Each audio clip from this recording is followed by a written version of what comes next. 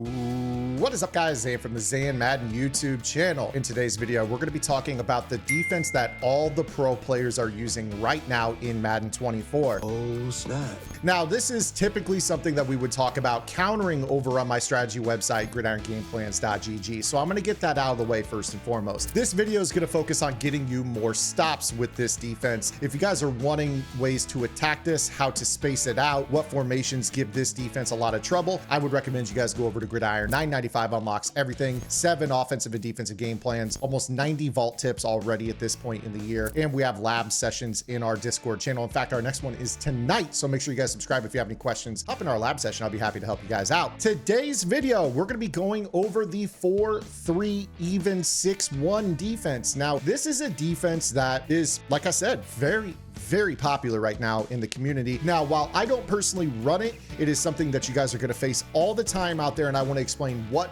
they are doing. So let's start off first and foremost with the depth chart. Let's start off with the defensive line. Our front four are going to rush the passer in this defense. This is a defense that is going to get you a lot of disengages through the A and the B gaps. This is mostly going to be a drop 7 defense, and you're going to want your best pass rushers as your 4 down linemen. Now, traditionally, the 6-1 has always been viewed as a defense where the outside edge rushers are going to apply pressure. They can still do that, but you don't need a pass rushing skill set. In fact, what I would recommend that you guys do here is you go ahead and use lurk artist linebackers. That is the new ability that EA put in the game that's going to give you guys insane animations in coverage with your linebacker. Essentially, it's lurker plus pick artist for 1 AP. Now, with this as well, some players will use knockout abilities, things like that.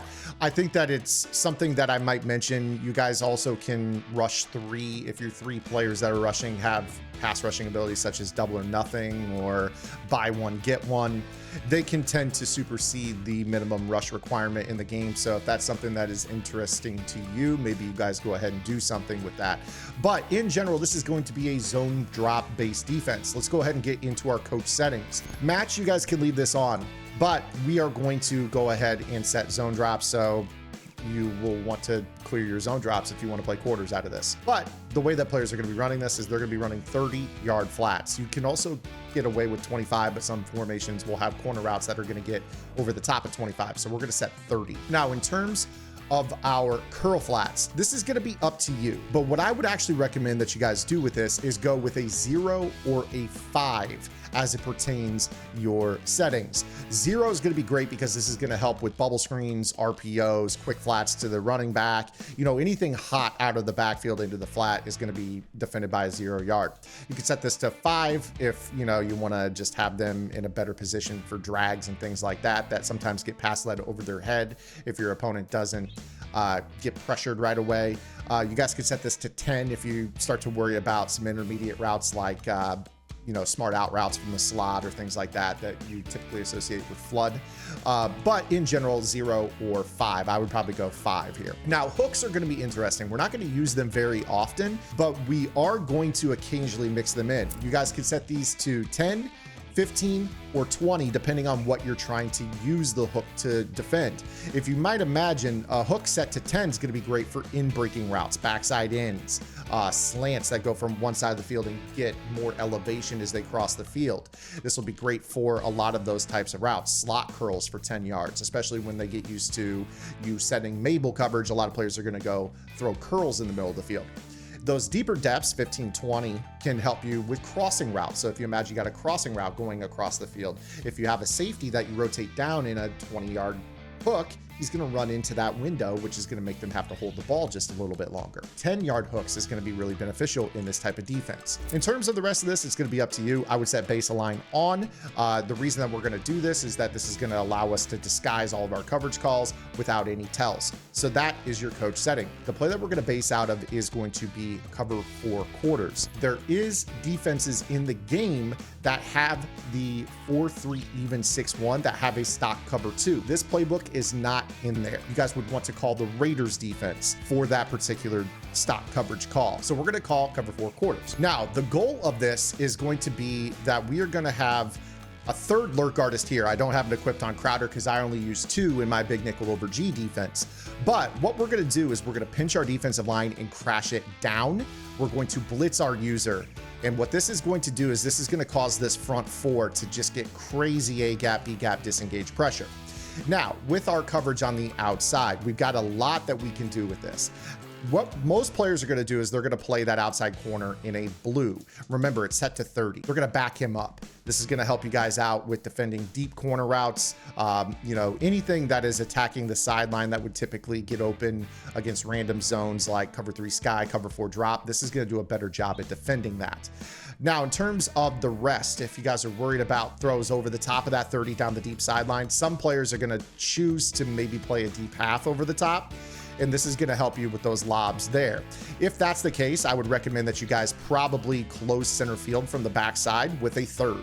This is going to help you guys kind of keep, you know, the middle, the post routes, you know, the inside pass lead seams to the bunch side out of the equation. I would probably even walk these safeties down to a depth of 8 to 10 yards to take away those quick throws as well. Meanwhile, on the backside, it's gonna be up to you, but I would actually recommend playing press on the backside. If you wanna walk this guy down and press, feel free. I like to play an outside third in this coverage call because he's going to jam up that solo receiver a fair amount. Now, as it pertains to this particular meta, let's talk about street corner flat. We obviously know that this is a very, very popular meta. One, we're going to be looking for disengaged pressure through the middle, like you see right there, pretty scary. And then we're going to have that 30-yard. Now, this is what I'm saying right here with this defense. This is where this gets kind of hairy. This is tough. This is a defense that's predicated on getting sheds. If it doesn't get sheds through the middle, it's going to be a little bit tough. This is what all the pros are doing, though, to be totally honest with you. They're hoping for these guys to kind of phase through the middle. You see that it gets all jumbled up, and this is really what happens. Sometimes you get A gap from the left of screen. Sometimes you get B gap from the right of screen. You're really hoping that those sheds force the quarterback to have to move off platform before this 35-yard, 40-yard corner route gets open.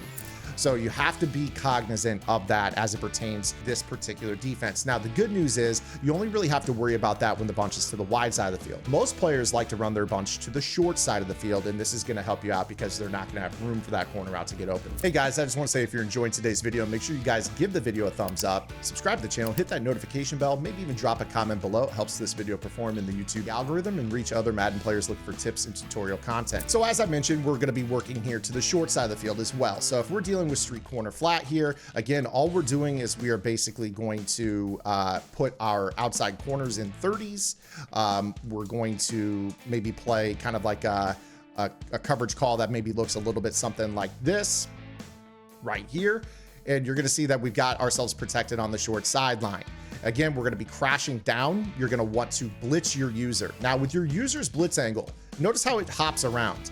I've noticed that as you move around here, this can help influence the disengages. Sometimes it'll help the guys on the right come free. Sometimes it'll help the guys on the left come free. Not everybody's rosters can be the exact same. So fiddle around with this. You're going to notice that certain player models are going to be better for this. Some players are going to prefer just pass rushers across the entirety line. Some of you are going to prefer maybe one fat guy in the middle to help kind of clog up and open up those lanes for people. Some of you are going to prefer to put, you know, fat guys on the edge. It all kind of differs roster to roster, but in general, we're really hoping for the phase through to come in, like you see kind of right there, and kind of hurry everyone. And you see that in terms of this is usually a Mabel. It's going to end up being, you know, pretty good at defending the flat, the deep corner, and the over the top throw on the bunch side. And it's going to make them have to use the middle of the field. That's where our hook curl is going to come in. So as you imagine with this, if we're playing something that is more resembling a Mabel coverage, they're going to have to attack the middle.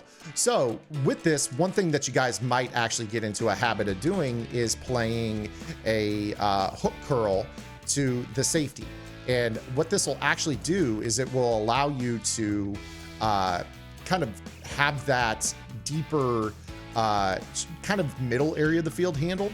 And then you guys will be able to potentially kind of rotate your coverage. Maybe, for instance, in this situation, you'd use a deep zone on that side.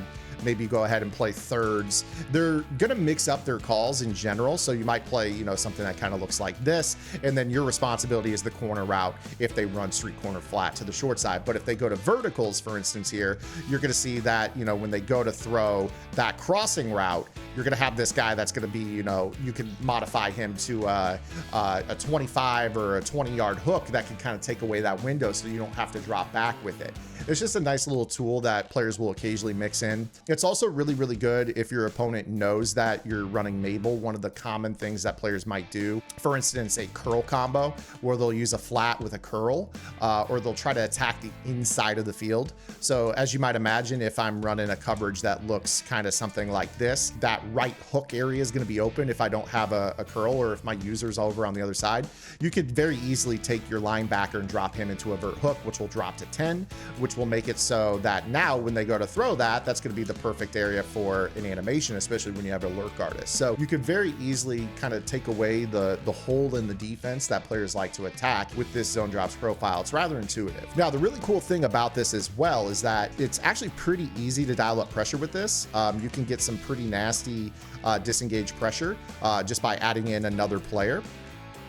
For instance, with this, you might go ahead and try to run like an outside linebacker off the edge. Maybe you put this edge rusher in a curl flat, still run your half. This can sometimes kind of screw up the way that the offensive line picks stuff up.